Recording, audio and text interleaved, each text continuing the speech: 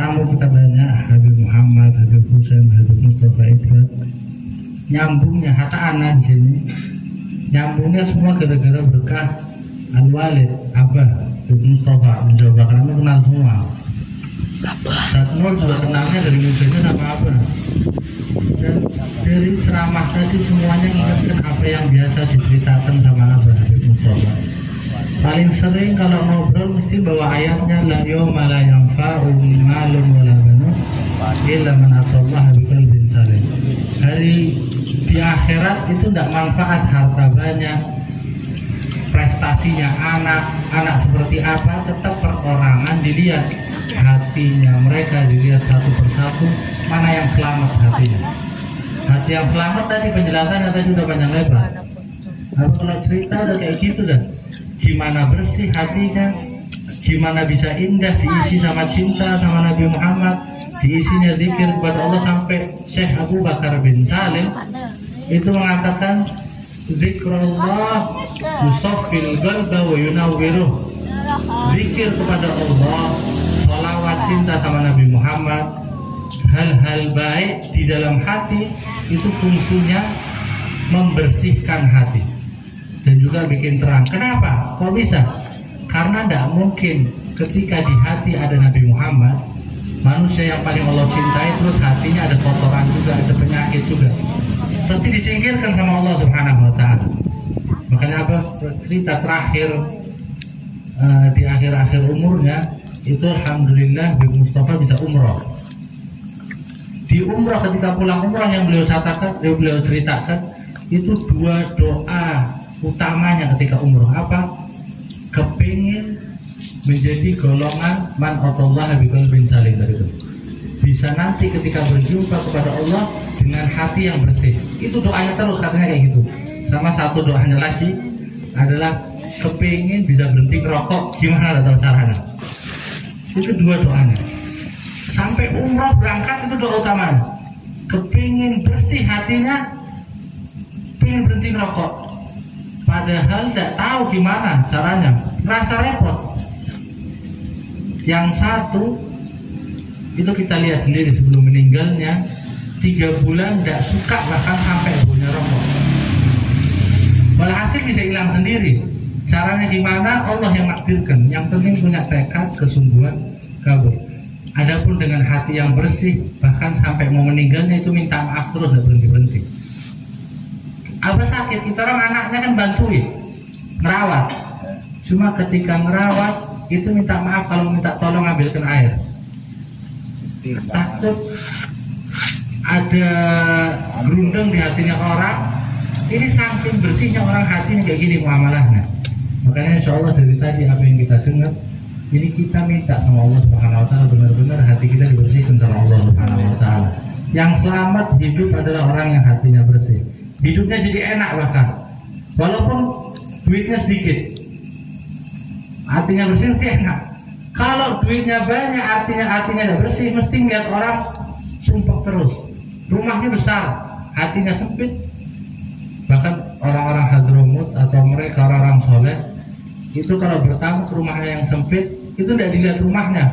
Ini wal ifadata wal istifada wal hasa ala tamasuki bi kitabillahi wa sunnati rasulih sallallahu alaihi wasallam wa du'a ilal huda wa dilalata lal khairi ibtigha'an mardatihi wa qurbihi wa thawabihi wa husnul khatimah ma'al lutfi wal afiyah wa salahil aqibah. Rabbi israh li sadri wa yassir li amri wahlul 'uqdatam min lisani yafqahu qawli wahdi qalbi wa saddid lisani bi sayyidina Muhammad sallallahu alaihi wasallam. Sirrul Fatihah. A'udzubillahi minasyaitonir rajim. Bismillahirrahmanirrahim. Alhamdulillahirabbil alamin arrahmanir rahim. Iyyaka na'budu wa iyyaka nasta'in. Ihdinas siratal mustaqim. Shiratal ladzina an'amta 'alaihim ghairil maghdubi 'alaihim waladdallin. Bismillah, alhamdulillah, wassalatu wassalamu ala Rasulillah Muhammadin Abdillah wa ala alihi wa sahbihi wa mawalah la hawla wa la quwwata illa billah amma ba'd. Ashabul fudala wal kurama min dzurriyyati Rasul sallallahu alaihi wasallam. Keluarga besar Rasulullah sallallahu alaihi wasallam, dia cucu-cucu dan baginda Nabi Muhammad sallallahu alaihi wasallam. Angkon aturaken wau saged rawuh alhamdulillah guru-guru kula panjenengan sing tebih-tebih mugi mriki mugi-mugi tambah barokah amin Allahumma amin ya rabbal alamin. Para kiai, para ustaz ingkang tansah kula muliakan, mugi sesepuh ini sepuh sedaya ingkang sami rawuh sami hadir menika Bapak Sirajuddin ingkang kula muliakan, mugi sedaya hadirin hadirat hadari Allah wa iyyakum. Alhamdulillah dalu samenika kula panjenengan saged tempang sareng-sareng taklim rutin setiap ahad. Mugi-mugi kula panjenengan saged diparingi istiqomah amin Allahumma amin ya rabbal alamin. Sareng-sareng mau sholawat layang mau sejarah ringkasan kehidupan Rasulullah sallallahu alaihi wasallam. Mugi tambah demen, tambah cinta, tambah mahabbah amin ya rabbal alamin.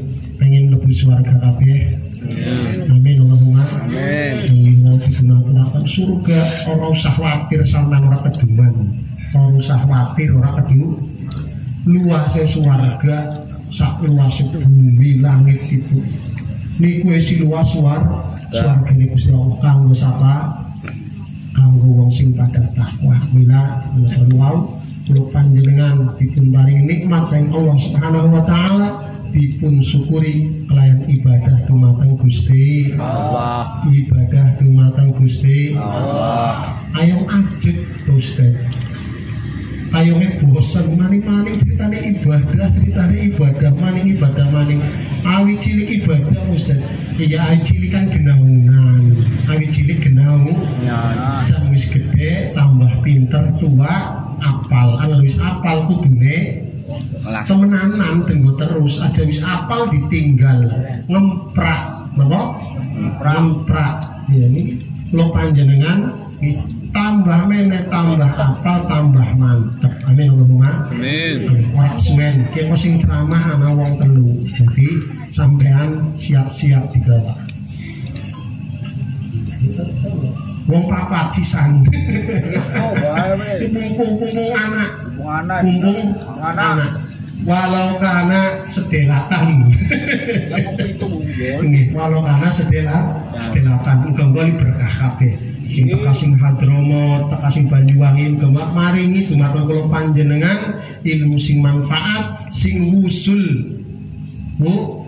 nyambung karo Kanjeng Nabi Muhammad sallallahu alaihi wasallam. Sing pertama berarti sing lor disit kudune. Sing lor niku pas ki ayo. Awalan saking beliau Habib Muhammad Mustafa bin Syekh Abu Bakar, mudah-mudahan kula panjenengan pikantuk barokahipun Habib Umar Muhammad bin Salim bin Hafid saking Hadramut niki nembe dugi sing tanah wali, tanah kumpule wali-wali Gusti Allah Subhanahu wa taala. Mudah-mudahan kula panjenengan sedaya pinaringan barokahipun amin ya rabbal alamin. Dumateng Habib Muhammad bin Mustafa bin Syekh Bakar. Allahumma sholli ala sayyidina Muhammad.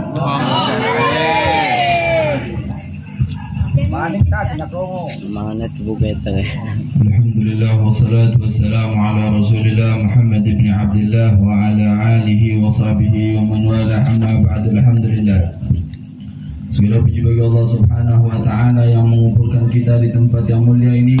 Semoga berkat kumpulnya kita di tempat mulia ini kita membaca Maulid Nabi Muhammad sallallahu alaihi wasallam bisa menghilangkan sifat-sifat yang ada di tubuh kita, sifat-sifat yang dibenci oleh Allah Subhanahu wa taala, penyakit-penyakit yang ada di hati kita, penyakit yang membuat jauhnya kita kepada Allah Subhanahu wa taala, sifat sombong di diri kita yang dibenci oleh Allah Subhanahu wa taala, yang dikatakan oleh Allah Subhanahu wa taala dalam Al-Qur'an, innallaha la yuhibbu man kana mukhtalan fakhura. Sesungguhnya Allah Subhanahu wa taala tidak menyukai, Allah Subhanahu wa taala tidak mencintai hambanya yang hamba tersebut memiliki sifat bangga diri dan sifat sombong kepada makhluk lainnya. ada salah satu habaib dari Yaman, Al-Habib Abdurrahman bin Mustafa Ali Drus. Dia seorang alim ulama, seorang wali di sisi Allah Subhanahu wa taala. Suatu hari dia safar, dia berpergian ke negara Mesir. Negara Mesir ini terkenal dengan negara luas ilmunya di sana. Ini Habib beliau datang ke kota Mesir dan menghadiri satu acara di Al-Azhar. Ada di sana kuliah namanya kuliah Al-Azhar. Sampainya Al-Habib Abdurrahman bin Mustafa Ali terus di Azhar. Banyak hadirin yang datang di situ dan tersusun para hadirin di situ tiga susunan. Susunan yang pertama susunan untuk para orang-orang yang berilmu, untuk para ulama, dan susunan yang kedua untuk para pelajar, dan susunan ketiga yang bukan pelajar, bukan ulama, yakni orang-orang biasa. Dan Al-Habib Abdurrahman bin Mustafa Ali terus beliau dengan pakaian adatnya beliau setiap harinya dengan sarung, baju koko dan pakai imamah. Setiap harinya beliau begitu. Beliau ingin duduk di depan, ingin duduk bersama para ulama-ulama. Ketika dia ingin berjalan ke depan ditahan oleh penjaga. Kamu siapa? Kamu duduknya paling belakang. Kamu bukan ulama, kamu bukan pelajar, duduk paling belakang. Karena ketawaduan beliau, karena beliau tidak memiliki sifat sombong, beliau duduk di belakang. Dan acara berlanjut, selesainya acara, ulama Azhar yang memegang Azhar pada waktu itu, pada zaman itu, mengumumkan ini kita akan melaksanakan sholat, dan yang akan menjadi imam di sholat ini orang yang bisa menyebutkan 500 sunnah dalam sholat. Ditanya oleh ulama-ulama yang ada di situ, siapa yang bisa menyebutkan 500 salat dalam salat, dia akan menjadi imam. Salah satu ulama berdiri menyebutkan sunnah sampai 350 sampai 400, ya tidak bisa, tidak menemukan lagi. Ulama yang lain menyebutkan sampai 200, 250, ya tidak bisa lagi. Akhirnya ama imam tersebut dilempar ke pelajar. Ayo pelajar, siapa yang bisa menyebutkan 500 sunnah dalam salat? Pelajar pun tidak bisa, hanya sampai 150, sampai 100, tidak ada yang bisa menyebutkannya. Semua ditanya, tidak ada yang bisa. Akhirnya imam tersebut ingin menanya ke sof paling belakang. Sof bukan pelajar, bukan ulama. Salah satu ulama di situ mengatakan, kita ngapain nanya paling belakang? Kita ngajar ulama tidak bisa, para pelajar tidak bisa, pengajian paling belakang tambah tidak bisa. Tapi imam tersebut ngomong, ya barangkali aja ada yang bisa. Akhirnya ditanya ke yang belakang, Al-Habib Abdurrahman bin Mustafa itu langsung berdiri menyebutkan 500 sunnah dalam salat, bahkan lebih dia menyebutkannya. Akhirnya oleh imam tersebut disuruh maju untuk mengimami salat dan ditanya, antum dari mana Habib? Ana dari Hadramaut, dari Yaman. Mana sebut Habib? Siapa nama antum? Ana Abdurrahman bin Mustafa Ali terus. Dan ini Imam Azhar kenal dengan Habib Abdurrahman bin Mustafa Ali terus, salah satu ulama, salah satu kutub di Hadramaut. Tapi karena ketawaduan beliau, karena beliau tidak mempunyai sifat sombong, itu yang Allah muliakan kepada beliau. Dan ketika kita memiliki sifat sombong, apa guna dalam diri kita? Apa gunanya? Kalau kita mau melihat kepada diri kita, kita setiap hari di dalam perut kita membawa kotoran. Seandainya Allah jadikan tubuh kita transparan, semua orang yang ada di dunia akan malu dengan dirinya sendiri. Karena Allah Subhanahu wa ta'ala Maha kasih sayang, Allah tutupi, Allah perbaiki tubuh kita agar kita tidak memiliki sifat malu kepada yang lain. Dan ketika kalau kita memiliki sifat sombong, ini membuang waktu dalam hidup kita. Daripada kita memiliki nanti sombong, saya sombongin apa yang harus saya banggain apa, membuang-buang waktu kita, asal kita pikirkan, lebih baik kita pikirkan di benak pikiran kita gimana keadaan nanti kita ketika meninggalkan dunia ini, gimana keadaan kita ketika kita nanti mati. Itu yang harus kita pikirkan. Yang dikatakan oleh Imam Ghazali dalam kitabnya Bidayatul Hidayah, Imam Ghazali memerintahkan kepada kita, pikirkan keadaan kita nanti di akhir hayat kita bagaimana. Apakah kita nanti meninggal dalam ibadah, apakah kita nanti meninggal dalam permainan, apakah kita nanti meninggal dalam kemaksiatan. Al-Habib Muhammad bin Ali As-Saggaf dari Sewon, beliau meninggalnya dalam keadaan sujud di salat duha. Ini yang kita inginkan, keadaan seperti ini yang kita inginkan, yang kita pengenkan. Semoga Allah Subhanahu wa ta'ala jadikan akhir hayat kita, jadikan kematian kita nanti dengan keadaan sebaik-baiknya keadaan. Kita minta kepada Allah Subhanahu wa ta'ala untuk penutupan di akhir hayat kita, keadaan yang diridhoi oleh Allah Subhanahu wa ta'ala, keadaan yang diridhoi oleh Nabi Muhammad sallallahu alaihi wasallam. Amin amin ya rabbal alamin. Sallallahu alaihi wasallam Muhammadin wa ala alihi wa sahbihi wasallam. Amin.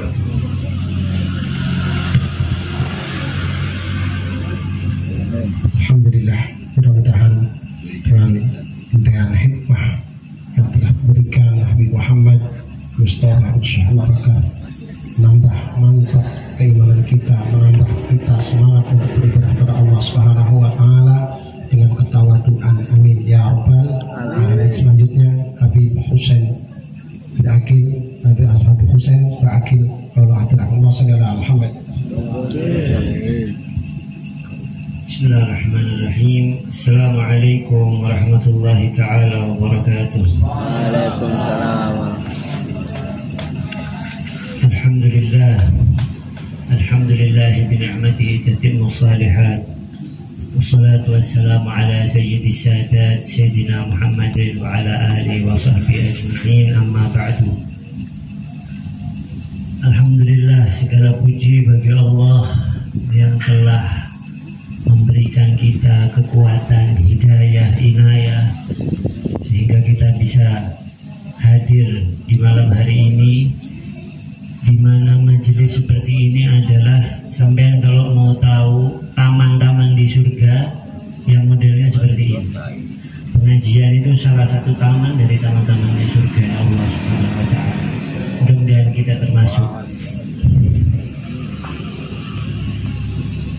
Disebutkan dalam satu kitab, man asbaha wa hammuhu dunya, barang siapa yang bangun di pagi hari, yang jadi pikirannya atau yang jadi kesuntukannya itu urusan dunia. Harusnya orang kalau bangun tidur kan ingat, alhamdulillahilladzi ahyana ba'dama amatana wa ilaihin nusyur. Segala puji bagi Allah yang telah menghidupkan aku setelah mematikan aku. Karena sesungguhnya orang tidur itu sama kayak orang mati, rohnya keluar dari jasadnya.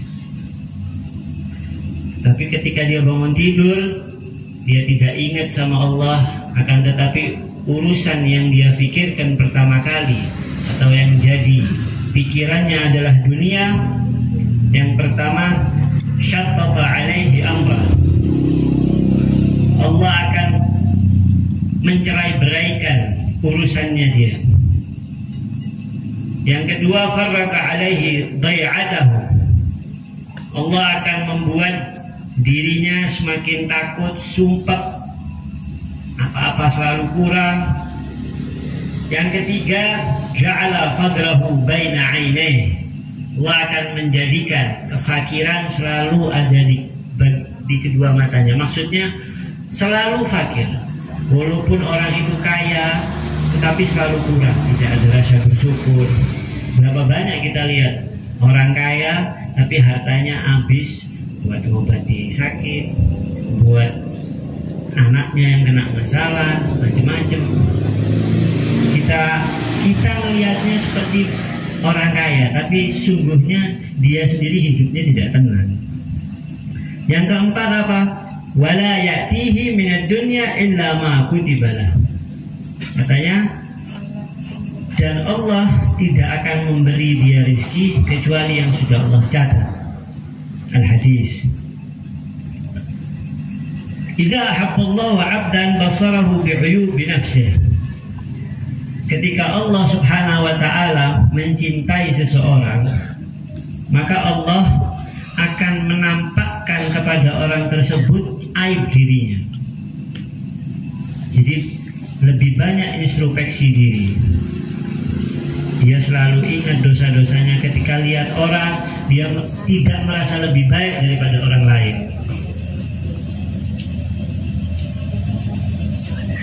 Diceritakan Al-Habib Abdullah bin Abi Bakar Al-Azmi, ketika beliau sudah selesai belajar bersama ayahnya, beliau mau keluar untuk berdakwah, meminta izin kepada abahnya.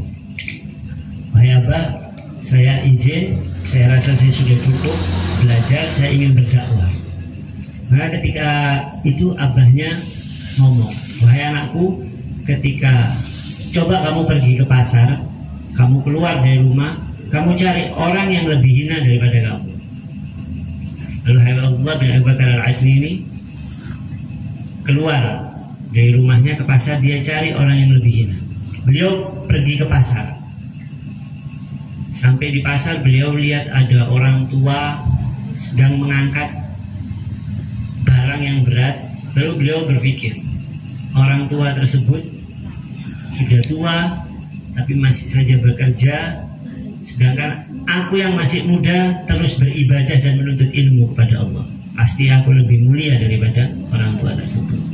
Lalu Abdullah bin Abu Bakar nanti beliau terus teringat, mungkin di malam hari orang tersebut bertahajud kepada Allah. Mungkin doanya orang tersebut dikabulkan sama Allah. Mungkin dia lebih baik daripada aku. Maka beliau mencari orang lain. Sampai terakhir beliau bertemu dengan anjing yang sedang makan di sampah. Ketika itu beliau langsung, ini makhluk lebih hina daripada aku. Aku lebih mulia. Aku lebih mulia daripada anjing ini. Lalu beliau pulang ke rumah ayahnya. Ketika mau sampai di rumah ayahnya, beliau teringat surat Amma yatasaalun an-naba. Di surat tersebut dikatakan kalau hewan-hewan nanti kuntu turaba, semuanya akan jadi tanah di akhirat, yakni tidak dihisab. Kemudian beliau ingat, hewan itu tadi ketika nanti mati, kemudian di akhirat dia jadi tanah, dia tidak ada hisabnya, tidak dihisab sama Allah, tidak diperhitungkan, tidak dipertanyakan.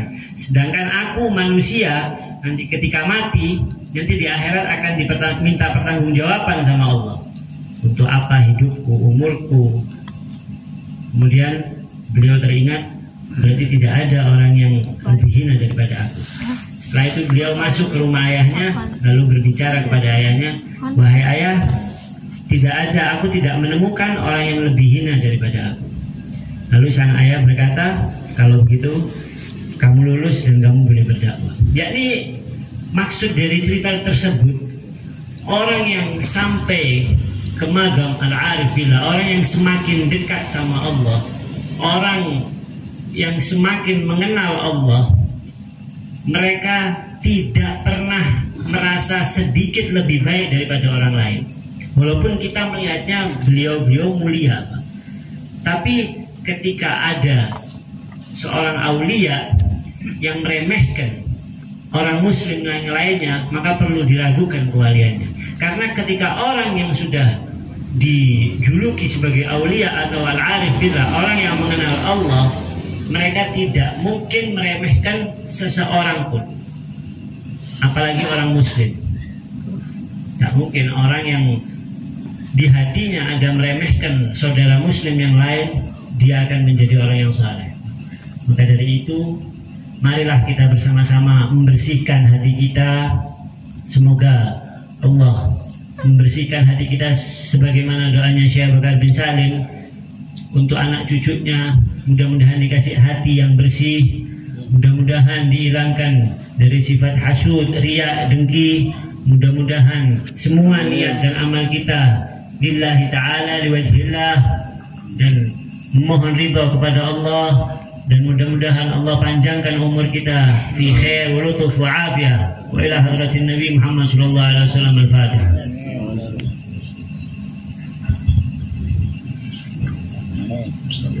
Shiratal ladzina an'amta 'alaihim ghairil maghdubi 'alaihim waladdallin. Ya rabbal alamin. Mudah-mudahan yang disampaikan menambah kita mengenal diri kita, mengenal Allah Subhanahu wa taala. Siapa Allah, siapa kita. Man arafa nafsahu arafa rabbah. Demikian selanjutnya Nabi Mustafa Iqbal kaulah aturakan. Allahumma shalli ala Muhammad. Bismillahirrahmanirrahim. Alhamdulillahirabbil alamin wassalatu wassalamu ala asrafil anbiya wal mursalin sayyidina Muhammadin wa ala alihi wa sahbihi ajmain. Amma ba'du, yang kami muliakan para hadirin, para rawuh, terkhusus kepada Ustaz Nur Rosni yang dimuliakan Allah Subhanahu wa taala. Tama-tama panjatan puja dan puji syukur kehadirat Allah Subhanahu wa taala atas segala limpah nikmat karunia dan hidayahnya. Alhamdulillah kita masih masih diberikan panjang umur, sehat walafiat, dapat menghadiri majlis-majlis kebaikan. Mudah-mudahan dengan hadirnya majlis kita di tempat yang mulia ini kita mendapatkan rahmat dari Allah, mendapatkan ampunan dari Allah, dan segala hajat panjenengan semua dikabulkan oleh Allah. Amin ya rabbal alamin. Salawat dan salam semoga tetap tercurah kepada junjungan kita Nabi besar Muhammad sallallahu alaihi wasallam, pada keluarga, sahabatnya, pengikutnya ila akhir zaman. Salah satu tariqah, jalan untuk menuju Allah ini bermacam-macam, banyak sekali. Namun tidak ada tariqah yang paling cepat sampai kepada Allah kecuali dengan mahabbah kepada Rasulullah sallallahu alaihi wasallam. Jadi menanamkan cinta kepada kita dalam hati kita untuk cinta sama Rasulullah, ini paling cepat. Inilah tariqah yang dipakai oleh para aulia ushalihin, yang mana hati mereka diselimuti dengan rasa cinta, rasa mahabbah, sehingga rasa cinta itu menghilangkan segala penyakit-penyakit yang ada dalam hati. Termasuk kita hadir membaca sholawat niki, maksudnya salah satu tujuannya juga begitu, bagaimana kita bisa menanamkan cinta.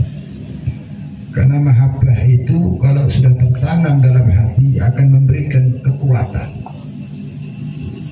akan memberikan dorongan yang sangat besar sekali, mengalahkan dari segala perkara. Dan mahabbah inilah yang tertanam di dalam hati para aulia as-salihin, rasa cinta kepada Allah, rasa cinta kepada Rasulullah sallallahu alaihi wasallam. Maka dari itu, kalau kita lihat perjuangan para sahabat yang membantu Rasulullah, yang mana mereka itu jangankan harta, nyawa mereka murah di dalam memperjuangkan agama Allah. Mereka berebut untuk mati syahid membantu Rasulullah. Mereka rela mengorbankan keluarganya, bahkan mereka meninggalkan kota kelahiran mereka yaitu Mekah, ikut bersama Rasulullah. Tidak lain, kenapa mereka bisa lakukan itu? Karena hati mereka sudah cinta sama Rasulullah. Karena orang kalau sudah cinta, maka dia akan siap berkorban. Sama saja seperti panjenengan punya anak. Kalau panjenengan punya anak, panjenengan cinta sama anak panjenengan, kan kita tidak akan hitung-hitungan sama anak kita. Kita setengah mati hidup cari nafkah, nyekolahkan anak, didik anak, tidak ada apa-apanya. Semua dilakukan karena kita punya rasa cinta sama anak kita. Begitu juga agama itu juga seperti itu. Hingga sahabat itu nyawa, harta, semua dikorbankan. Yang penting menanamkan cinta sama Rasulullah. Jadi kalau orang sudah rasa cinta itu muncul, maka pengorbanan akan dia lakukan.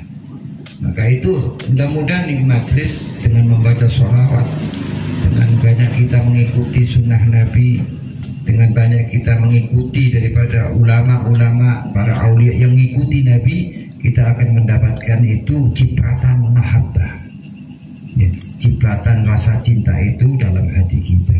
Karena memang tujuan daripada membaca burda, membaca maulid itu salah satunya untuk menanamkan itu. Sesuai dengan dalil dalam Al-Quran, wa kullan naqussu 'alaika min amba'ir rusul ma nusabbitu bihi fu'adak, yang mana disebutkan sesungguhnya kami mengkisahkan daripada kisah-kisah Rasul kepada engkau ya Muhammad supaya hati kamu tambah mantap. Kalau saja Nabi Muhammad itu masih butuh ceritanya Nabi, apalagi kita, kan gitu. Kita butuh cerita-ceritanya para Nabi, khususnya Nabi Muhammad, dengan membaca biografinya. Kita butuh kisah-kisah para aulia ushalihin supaya hati kita ini semakin cinta kepada Allah Subhanahu wa Ta'ala. Dan yang terakhir, ya, untuk mendapatkan itu bagaimana caranya? Maka Allah menyebutkan di dalam Al-Quran, qul in kuntum tuhibbunallah fattabi'uni yuhibbukumullah wa yaghfir lakum. Katakan ya Muhammad, jika mereka mengaku mencintai Allah, maka caranya satu, hanya mengikuti Nabi Muhammad. maka Allah akan pasti mengampuni kalian. Allah pasti akan memasukkan surga kalian. Kalau melewati selain pintunya Nabi Muhammad, maka ditolak oleh Allah. Sebagaimana Bani Israel, yang mana mereka tidak mengakui Nabi Muhammad karena Nabi Muhammad dianggap sebagai orang Arab, karena kebanyakan para nabi itu dari bangsa Israel. Di kitab-kitab mereka tercantum bahwa nanti akan lahir Nabi akhir zaman yang bernama Ahmad. Mereka tahu, mereka menunggu itu semua. Bahkan dikatakan dalam Al-Quran, ya'rifunahu kama ya'rifu abna'u. Mereka itu mengenal Nabi Muhammad sebagaimana mereka mengenal anak mereka sendiri. Mereka tahu, kan sudah disebutkan. Tapi begitu lahir ternyata bukan dari bangsa mereka. Mereka itu tadi yang dikatakan Nabi Muhammad sombong, tidak mau mengakui. Kok tidak dari bangsa mereka sendiri, kok dari bangsa Arab. Mereka tidak mengakui Nabi Muhammad karena kesombongan mereka. Allah tolak. Walaupun mereka mencintai Nabi mereka, tapi kalau tidak mencintai Nabi Muhammad, tidak mengakui Nabi Muhammad, maka cintanya ditolak. Mudah-mudahan dengan hadirnya majelis kita di tempat yang mulia ini, kita mendapatkan barokah, bisa mencintai Nabi Muhammad. Amin ya rabbal alamin. Hadza minni, kurang lebihnya mohon maaf. Assalamualaikum warahmatullahi wabarakatuh. Warahmatullahi wabarakatuh. Mudah-mudahan dengan beberapa ayat hikmah yang disampaikan guru-guru kita, mudah-mudahan senantiasa menambah kecintaan kita kepada Allah dan Rasulnya. Yang terakhir, pol-polan benar, pol-polan berarti suwe, berarti sing ngantuk apa melek mau melek berarti ya. Orang mau kas-kas nonton dramben orang keselora kas kawai mau asal sesuai kayak dirokokna tadi kok balik. Iya, tapi bisa dirokokna tadi balik. Iya, nanti mengenai itu dari Fahrul Wujud Mustafa Fasyakar. Allahumma salli ala Sayyidina Muhammad. Alhamdulillah. Allahumma salli wa sallim ala Sayyidina Muhammad ibn Abdullah wa ala alihi wa sahbihi wa man wala, amma ba'du. Bisa apa ya? Terbanyak tapi dengarnya alhamdulillah. Ilmu kita dengarkan dan ajib tadi, apa yang kita dengarkan semuanya nyambung.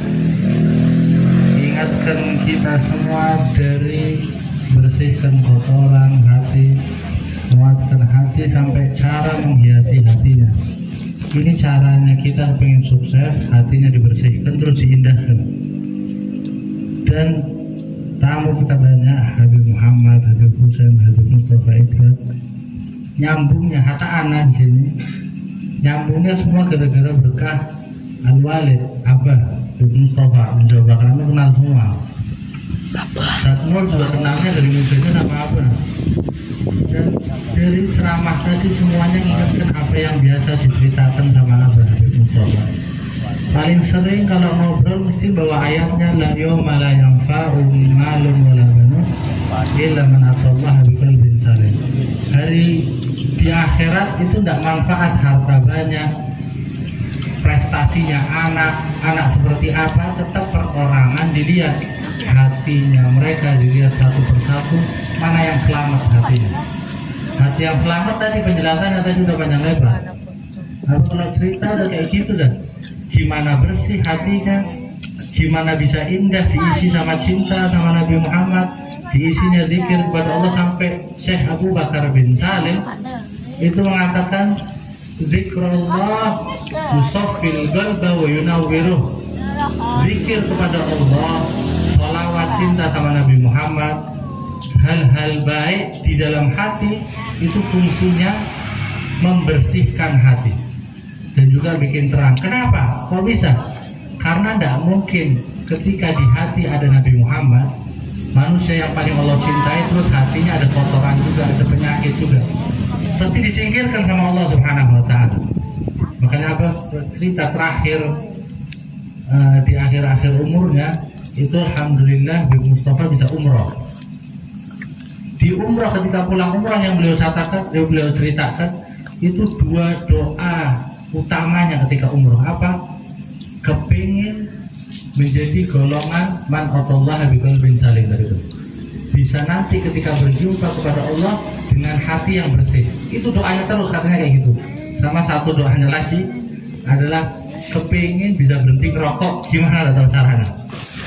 Itu 2 doanya. Sampai umrah berangkat itu doa utamanya.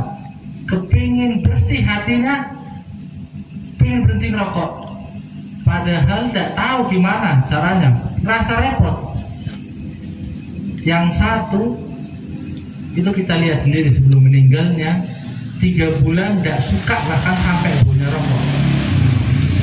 Walhasil bisa hilang sendiri. Caranya gimana? Allah yang takdirkan. Yang penting punya tekad, kesungguhan, kabur. Adapun dengan hati yang bersih, bahkan sampai mau meninggalnya itu minta maaf terus, tidak berhenti-berhenti. Apa sakit, kita orang anaknya kan bantuin ngerawat. Cuma ketika ngerawat itu minta maaf kalau minta tolong ambilkan air. Takut ada gerundeng di hatinya orang. Ini saking bersihnya orang hatinya kayak gini muamalahnya. Makanya insya Allah dari tadi apa yang kita dengar, ini kita minta sama Allah Subhanahu Wa Taala benar-benar hati kita dibersihkan sama Allah Subhanahu Wa Taala. Yang selamat hidup adalah orang yang hatinya bersih. Hidupnya jadi enak bahkan, walaupun duitnya sedikit, hatinya bersih sih enak. Kalau duitnya banyak, artinya hatinya tidak bersih, mesti lihat orang sumpah terus. Rumahnya besar, hatinya sempit. Bahkan orang-orang Hadramut atau mereka orang-orang soleh itu kalau bertamu ke rumahnya yang sempit itu tidak dilihat rumahnya. Ini